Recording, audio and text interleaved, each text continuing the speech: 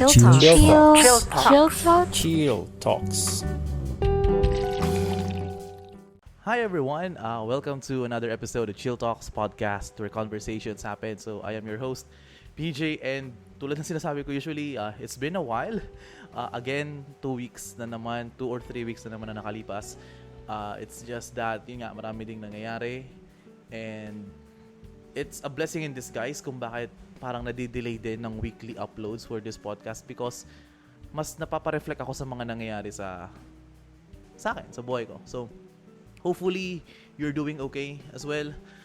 For sure, it's nearing the end of the year and maybe some of us feel pressured na may ma-accomplish within this year. Maybe some of us are struggling to find ourselves, or maybe some of us are recovering from the things that we want to move on from. And in this episode, may gusto kong i-open sa inyo kasi this is a topic wherein laging pinag-uusapan ng lahat, even the earliest philosophers na nakilala ko. So Socrates, Aristotle, and many more. It's the concept of happiness. Some say that happiness comes from within. Sarili natin ang nakakapag-decide kung ano ang magpapasaya sa atin. Others is kapag ang kasiyahan mo daw ay nakabase sa kung may purpose ka ba sa buhay, na living is something that is purposeful, and if you don't have a purpose, it is something na parang hindi ka nabubuhay sa ganong konteksto. But looking back and reflecting on the events na nangyayari sa environment ko, sa environment ng mga mahalagang tao sa buhay ko, I come to realize something. If happiness comes from within and nakadepende sa atin kung ano ang nagpapasaya sa atin, then wouldn't be lahat ng tao sa mundo ay masaya na. Kasi if you're happy based on what you think makes you happy, then maybe lahat tayo ay masaya sa mundo, but still, some of us are frustrated. Some of us feel left behind. Some of us feel disappointed sa mga narating natin, or maybe some of us feel disappointed sa mga hindi rin natin nararating sa buhay. So, I've asked myself, can happiness comes from within us, or can we also base it on the people around us? Can we get happiness from others? Can we find ourselves through others? Because in this individualistic age, which is focus ka lang sa sarili mo, focus on your own growth, focus on your development, marirealize naman natin na maybe the things we're looking for isn't within us, but it's in others. And it takes practice, it takes understanding, it takes sacrifices. But the more we are willing to understand the world with other people, maybe there's happiness found there. And lo and behold, nagkaroon ako ng idea for doing this episode dahil sa recommendation ni Papa ko na video na why is Finland the happiest country in the world? Why is Finland considered as happy? Are they really happy? Or talagang sadyang convenient lang ang nagiging sistema nila? So I took a deep dive researching sa buhay ng mga nasa Finland, and yeah, it's justified that they can be called as the happiest place on earth kasi if you look at their system, the system of education pa lang motivates people to learn instead of just compliance, which is, as a teacher, yun din ang isa sa mga challenges din na hinaharap din namin, na are we teaching for the sake of learning, for growth, or are we really teaching for the sake na mag-comply lang yung mga students namin? So there's this dilemma na naiisip namin, but Finland kinda shatters that idea na kung saan 4-day school days lang, and hindi pa siya full 8 hours. Tapos nakakapag-relax yung mga bata, but still, given that maluwag na oras ng klase nila, they produce some of the best scientists and mathematicians sa mundo. So, but is that enough to be happy?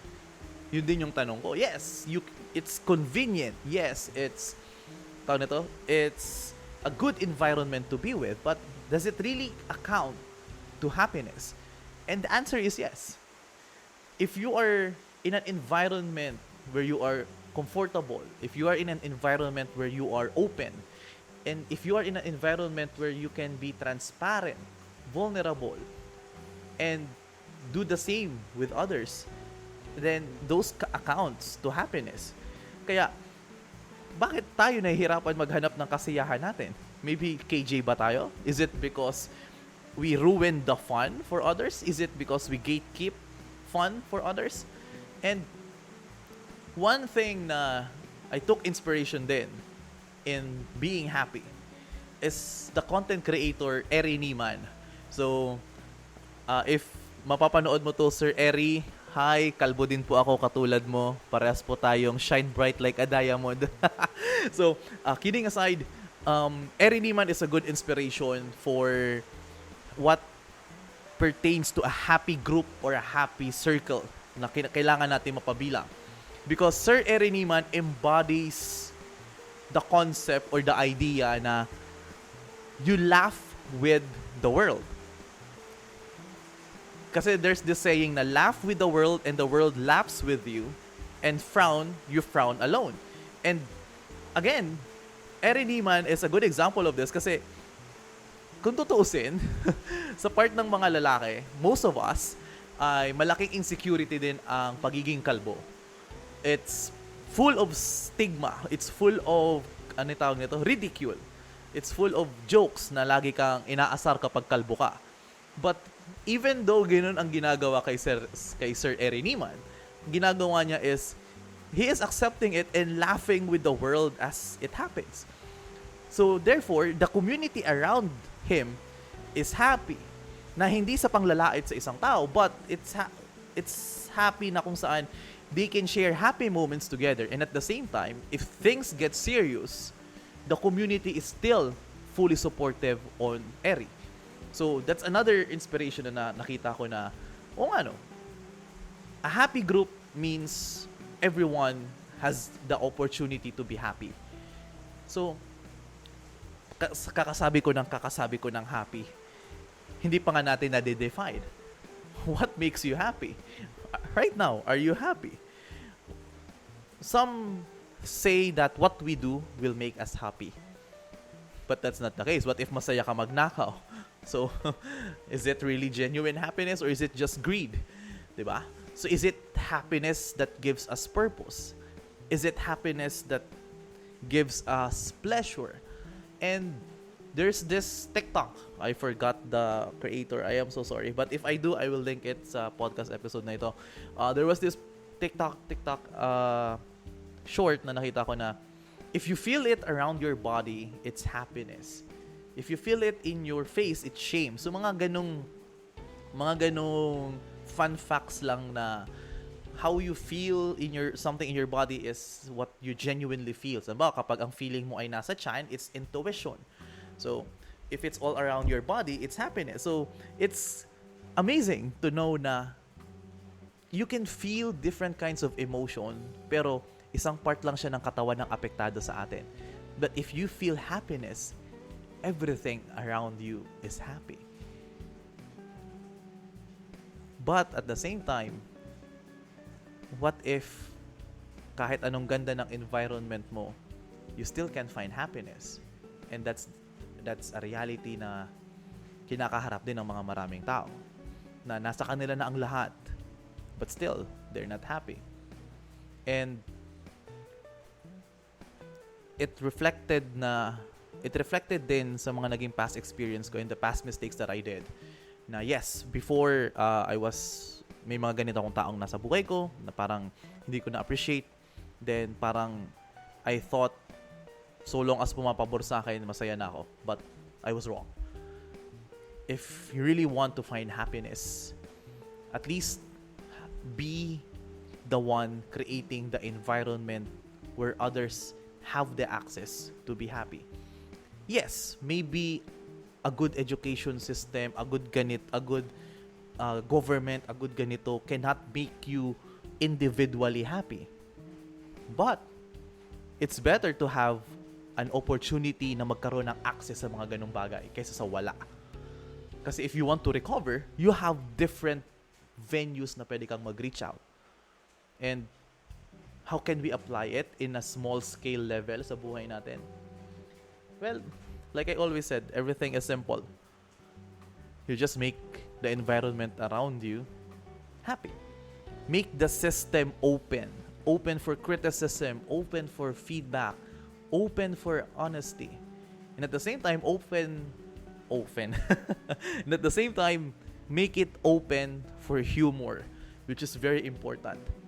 Kung ano ang pinagtatawanan nyo, kung ano ang sineselebrate ninyo, will always reflect sa priority ng grupo na kinabibilangan natin. If you celebrate small wins, if you celebrate magbigay ng tulong sa iba, if you celebrate the achievements of your friends, those are already good small steps in making a happy environment. Because if the environment around you is happy, then it will spread. If hatred, misunderstandings can easily spread, then so is happiness. Sadyang, mas matrabaho lang siya. But still, dun natin marirealize na everything na pinagpapagura natin, that is towards for others and for ourselves, will kinda help itself. Because if an environment is happy, if the people around you is happy, then supporting each other is easy. But again, para makita natin yung iba't ibang lenses naman sa ganito, there will be and always na tao or situations na babasag ng mga ganun. Maybe what I'm saying is too idealistic. Maybe what I'm saying is too unrealistic sa sitwasyon na kinabibilangan natin. But if you see something as unrealistic, then maybe it's not your reality. You do not see it as your reality. Na if unrealistic sa'yo na maging masaya ang mga tao, then maybe hindi mo talaga realidad na maging masaya. Wala sa vocabulary mo ang pagiging masaya. So long as people will join in your agony, you're happy. So parang ang dami kong clichés na sinasabi, but at the end of the day, nagiging siyang cliché kasi paulit-ulit nating nakikita or nangyayari. But sometimes those are good reminders for us na in order for us to find genuine happiness, let's try to share it with other people. It doesn't mean na i-share mo yan sa lahat ng tao sa mundo. No. You can share it with even your partners, your circle of friends, your team, if you're a manager. Just a simple greeting, simple motivations, simple cheering up, or even kahit nga walang words, just a simple pat on the back. It's already a good morale boost sa isang grupo. Because there's a high chance na i-spread nila yun sa iba. The golden rule doesn't apply for just you and me. It applies as a ripple effect to everyone. Ayun. So maybe I'm too privileged speaking this to you kasi maybe some of you are experiencing self-troubles. Maybe some of you are nakakaranas ng mga individual challenges na hindi ko rin naiintindihan kasi hindi ko rin alam ang sitwasyon nyo. And believe me, I've been there. I know what it's like kapag everything is empty. Everything is alone. You are alone. Kapag gusto mong mag-reach out but you don't want to bother other people because of your problems. Yeah, I've been there. It's not easy. And the only thing that made me go through it or nalagpasan ko siya in some way, it's because of, for me, my parents. My parents, my friends, my students, na if you are exposing yourself to others, to an environment that makes you feel na you are expressing yourself more, if you are in an environment na kung saan komportable kang magkwento, even the simple things na magkwento ka lang kung anong nagpasaya-saya sa araw na yun, it's a big deal if you want to recover from a dark space. happiness is really hard to find kasi ang layo ng tingin natin. We think it's in the horizon, but happiness is just in front of us. Kaya minsan kapag hindi mo na hinahanap yung happiness, sometimes lumalabas na lang siya. Para lang na wala kang gamit. Parang lang pag wala kang gamit. Eventually, kapag hindi mo siya hinahanap, magugulat ka na lang, lalabas na lang yan. And sabi nga din ng mama ko, kapag may nawawala kang bagay, anong ginagamit? Pag may nawawala, anong ginagamit? Mata. Hindi ginagamit ang bibig. So, kala ko na-apply lang yan kapag may nawawalang gamit eh. But in this conversation that we're having in happiness, ganun lang. Na if you're looking for your happiness, do not talk about it. Do not talk na, ay, okay, I'm finding my happiness here. Oh my God, ang ganito. You don't talk about it. You just act and seek kung ano ang mga nasa harap natin. And of course, syempre, to our friends in the faith circle, which is part din ako dun, if things are really hard, are really heavy, na hindi mo talaga kayang i-express or share with others, at least share it with God. Ang laking, ang laking release din niya na maybe if you believe in God or not, but if you just vent out the darkest thoughts that you have, even in an empty room, once na gumaan ang pakiramdam mo, you will feel that something is there. Not in a horror-esque way, but you will feel that someone is there comforting you. And how you feel when you receive that comfort is how we should make others feel around us as well. If you're the one who causes stress, if you're the one who causes drama, do you think you can find your own happiness? No. Unless talagang gusto mo talaga na nahihirapan yung mga tao or nag-enjoy ka sa mga ganun, it's up to you. But how can we say if we're really genuinely happy? That's a tough question, but with a simple answer. You're genuinely happy if you're no longer seeking it. Kasi the more you seek, ibig sabihin, you're still longing, you're still looking. But if you see na nandiyan na ako, wala ka nang hinahanap na iba, then you're already happy. It's different from the contentment kasi previous episodes na nakwento ko na kung ano yung gusto mong i-maintain will help you find who you are, and that is still true. So, what are you maintaining right now? Are you maintaining good relationships? Are you maintaining heartaches? Are you maintaining sama ng loob? Or are you maintaining things that is making you happy? So, what you maintain is what you attain. Ika nga. And hopefully this episode helps you. I don't know if it will, but at least you have an access to this episode. Tama? That's our role in life, actually. To end this episode, just saying na our role is not to change the world. It's not to change someone else's world as well. Hindi yan ang gawain natin. Our role is to give or provide opportunity for other people na magkaroon ng access in finding themselves and having access to take risk. Be the start na kung saan tayo yung maging opportunity for others na mahanap yung sarili nila. Because, let's face it, nahanap mo rin ang sarili mo because of other people. Whether good or bad experiences siya. So, let's just make our experience for them, for other people, good. Okay? So, yun.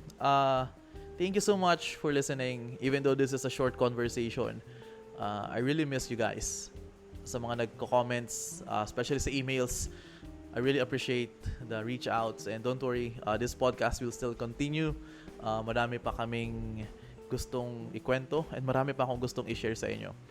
But for now, this is your host, PJ, and I will see you all on the next one. Be safe and take care. Bye-bye.